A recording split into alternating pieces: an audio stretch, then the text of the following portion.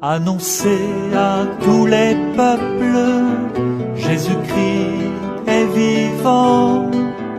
Allez dire à tous les hommes.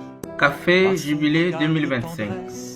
Il nous aime par ses deux mains qui redressent. Café Jubilé 2025, Par sa confiance en une tout émission temps. du service communication du diocèse de Cara. Annoncez à tous les peuples, Jésus-Christ est vivant. Café Jubilé 2025, Par l'annonce une lumière pour notre foi avec Monseigneur Jacques Dankalonga. qu'il nous révèle, il nous aime par son amour éternel. Il nous aime. Excellence, Monseigneur, bonjour. Bonjour. Nous vous disons une fois encore merci pour le temps que vous nous accordez, pour ces entretiens qui nous éclairent et nous aident à comprendre certaines données de notre vie de foi. La dernière fois, nous avions parlé du jubilé et surtout des motivations de l'édiction d'un jubilé. Aujourd'hui, nous allons nous plancher sur certaines réalités du jubilé ou des jubilés. Alors, Monseigneur, le jubilé 2025 porte le thème « Pèlerin d'espérance ». Pourquoi le thème de ce jubilé que nous vivons actuellement? Je vous remercie. À travers vous, je remercie le service de communication du diocèse de Cara. Un jubilé porte un objectif. Un jubilé, pour orienter l'Église, doit avoir un thème. Le thème, c'est comme le fil conducteur, mais en même temps qui porte les motivations et les objectifs de l'année. Et ce thème est choisi par le pape, et thème qu'il développe dans un document appelé bulle, la bulle d'indiction. Je vous renvoie à ce document, la bulle d'indiction, au numéro 6 de ce document. L'espérance ne déçoit pas. Dans ce document, le pape se réfère au jubilé précédent. Le jubilé de 2000, celui de 2016, et se projette vers celui de 2033. Et il dit que nous sommes donc en marche, d'une marche d'espérance. Je préfère vous lire quelques mots ou quelques paroles de ce numéro 6 du document « L'espérance ne déçoit pas ». En même temps, cette année sainte guidera la marche vers un autre anniversaire fondamental pour tous les chrétiens. En 2033, seront célébrés les 2000 ans de la rédemption accomplie par la passion, la mort et la résurrection du Seigneur Jésus. Nous sommes ainsi devant un parcours marqué par de grandes étapes dans lesquelles la grâce de Dieu précède et accompagne le peuple qui marche avec zèle dans la foi, œuvre dans la charité et persévère dans l'espérance. Voilà pour pour situer un peu le thème de ce jubilé 2025, pèlerin d'espérance. Okay. Merci, Monseigneur. Au jubilé 2016, il y avait une croix spéciale comme celui de 2000. Et pourquoi celui de 2025 ne porte pas de croix comme 2016 ou 2000? En fait, en 2016, il n'y avait pas de croix spéciale. En l'an 2000, il y avait une croix spéciale. Mais les évêques, dans leur note circulaire du 24 novembre 2024, ont demandé qu'il y ait un symbole de l'année jubilaire. Et ce symbole, ont-ils indiqué, consiste en ceci: que dans chaque diocèse soit confectionnée une croix sur laquelle le logo du jubilé 2025 serait placé. C'est ce qui a été fait, et à l'ouverture de l'année sainte 2025, le 29 décembre 2024 à la cathédrale, cette croix a été intronisée comme symbole de l'année du jubilé 2025. Merci, Monseigneur. Maintenant, nous allons faire un peu d'histoire, Monseigneur. Pouvez-vous nous dire les différents jubilés que l'Église a célébrés ou célébrera? Et comme on le disait à la dernière émission sur le thème Café Jubilé 2025, c'est convenu dans l'Église désormais que les jubilés se célèbrent tous les 25 ans. Depuis 1300, donc le premier jubilé, jusqu'à 2000, il y a eu 26 jubilés ordinaires ou majeurs. On parle de jubilé majeur, ce qu'on édicte de façon ordinaire. Donc, il y a les jubilés extraordinaires dont j'ai parlé. Entre autres, celui de 2016, c'était un jubilé extraordinaire pour marquer la clôture, les 60 ans de la clôture du Concile Vatican II. Ok. Donc, il y a eu 26 jubilés ordinaires ou majeurs depuis 1300. Donc, celui-ci est le 27e de toute l'histoire de l'Église. Merci, Monseigneur. Pendant les jubilés, on parle souvent de la porte sainte. Qu'en est-il exactement? La porte, vous savez que toute maison a une porte. Monseigneur. Et les églises ont des portes. Donc, la porte sainte est une porte ouverte par le pape pour marquer symboliquement le commencement de l'année sainte. Et jusqu'à une époque récente, cette porte était ouverte seulement au Vatican, à la basilique Saint-Pierre et dans les autres basiliques. C'est le pape François, en 2015, en lançant le jubilé de 2016, qui a demandé que dans chaque cathédrale et co-cathédrale, une porte sainte soit aménagée. Ce qui a été fait dans notre cathédrale. Et cette porte reste fermée, à moins qu'il y ait un jubilé et qu'il faille ouvrir cette porte. Pourquoi la porte? Nous avons un fondement dans l'Évangile, dans la parole de Dieu, spécialement le Jean 10, où Jésus dit, je cite, « Moi je suis la porte. Si quelqu'un entre en passant par moi, il sera sauvé. Il pourra entrer, il pourra sortir et trouver du pâturage. » Donc voilà un peu.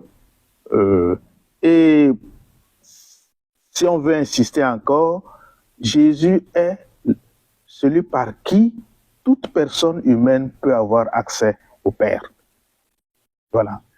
Celui qui veut accéder au Père doit passer par Jésus. Il est comme la porte.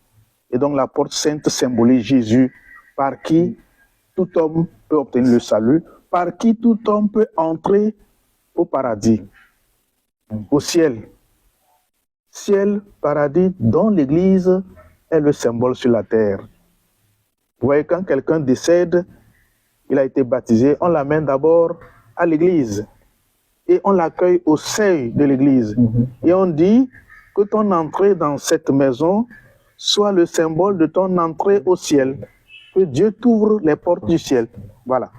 Merci, Monseigneur, pour ces précisions qui nous édifient. Monseigneur, parlant de la porte, un évêque peut-il décider de l'ouverture de la porte sainte dans son diocèse? Comme je l'ai dit tantôt, c'est avec le jubilé de 2016 qu'il a été décidé qu'il y a une porte sainte ouverte dans les cathédrales. Avant cette date, selon, à ma connaissance, il n'y a jamais eu ça. Donc, et à partir de maintenant, aucun, à mon sens, l'évêque ne peut décider d'ouvrir une porte sainte. Parce que la porte sainte, on l'ouvre à l'occasion d'un jubilé. Voilà. Donc, s'il y a un jubilé et le pape demande que les portes saintes soient ouvertes aussi dans les cathédrales, alors l'évêque peut le faire. N'oublions pas que le pape est le successeur de Saint-Pierre, le prince des apôtres. Merci, Monseigneur. Disciple Monseigneur, au diocèse de Kara, comment ce jubilé est-il vécu? D'abord, je remercie tous les fidèles. Quand je dis tous les fidèles, les prêtres sont des fidèles, les consacrés, tous les fidèles pour l'engouement autour de ce jubilé. Je remercie tous ceux et celles qui ont été consultés et qui ont travaillé pour établir un calendrier de célébration du jubilé dans le diocèse de Kara en s'inspirant du calendrier universel. Ainsi, le 2 février, c'était le jubilé des personnes consacrées, messe présidée par le père Bouliwa Salomon, vicaire épiscopal chargé de la vie consacrée. Et à cette occasion, les consacrés se sont préparés et notamment ils ont fait imprimer un pagne pour marquer ce jubilé-là. Donc, et la semaine prochaine, du 9 au 12 avril, ce sera au tour des prêtres de célébrer leur jubilé avec l'apothéose le samedi 12 avril avec la messe d'Ismal, après laquelle il y aura les agapes fraternelles. C'est ça. Mais il est bon de préciser que jeudi après-midi ou vendredi, selon que le temps le permette, les prêtres feront un pèlerinage à la cathédrale pour vénérer la croix du jubilé et vivre un temps de ressourcement spirituel. Donc, ce sera leur jubilé. Après, il y aura le jubilé des familles, le jubilé du monde du travail, le jubilé des jeunes. Donc, il y a tout un programme qui a été fait et je remercie tous pour leur implication. Merci beaucoup, Monseigneur, pour ces lumières. Quelles sont, Monseigneur, les grâces liées aux exercices et dévotions des pèlerins durant ces pèlerinages, durant l'année sainte? D'abord, il faut éviter de penser que Dieu nous paye selon nos efforts. Les grâces de Dieu, essentiellement, et en dernière analyse, sont des dons gratuits. Voilà. Ce n'est pas que nous faisons et Dieu nous paye en retour selon nos efforts. Il est bien de préciser ça. Dieu donne à qui il veut, comme il veut, quand il veut, au-delà de nos mérites. Donc, il ne faut pas être dans une situation de donnant avec le Seigneur.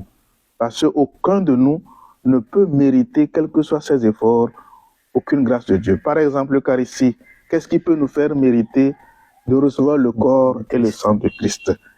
Cette précision faite, il n'en demeure pas moins que il faut avoir des dispositions requises pour profiter des grâces que Dieu nous fait. C'est dans ce sens que les exercices et les dévotions des pèlerins durant, ou bien des fidèles durant cette année jubilaire, leur obtiendront des grâces spéciales pour leur propre conversion, mais en particulier pour le salut de nos défunts qui, après leur mort, ne peuvent plus rien faire pour leur propre salut, notamment les indulgences.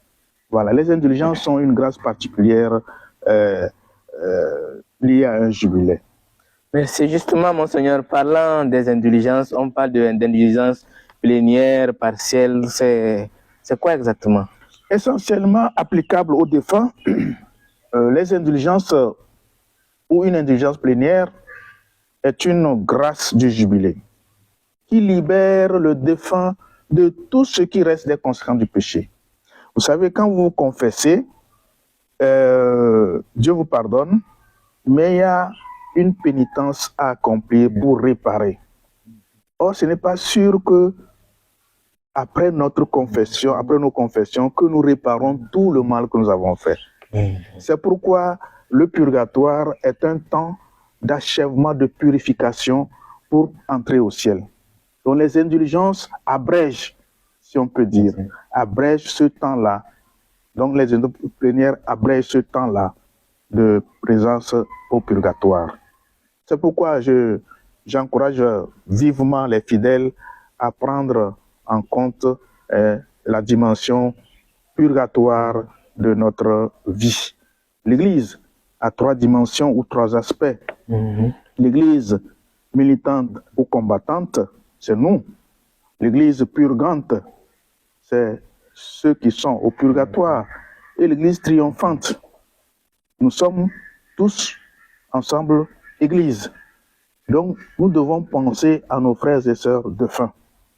Si nous réussissons à faire entrer une âme au ciel, imaginons la grâce que nous avons obtenue à cette âme, qui louera le Seigneur éternellement et intercédera pour nous.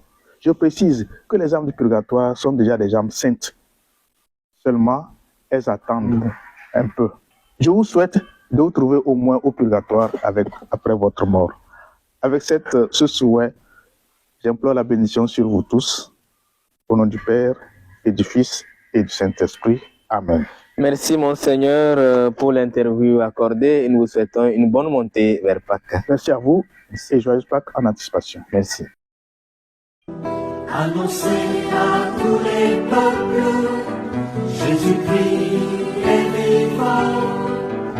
Allez dire à tous les hommes que son amour. C'était Café Jubilé 2025, une émission à la découverte de la vie de l'Église en cette année jubilaire. Allez dire à tous les hommes que son amour est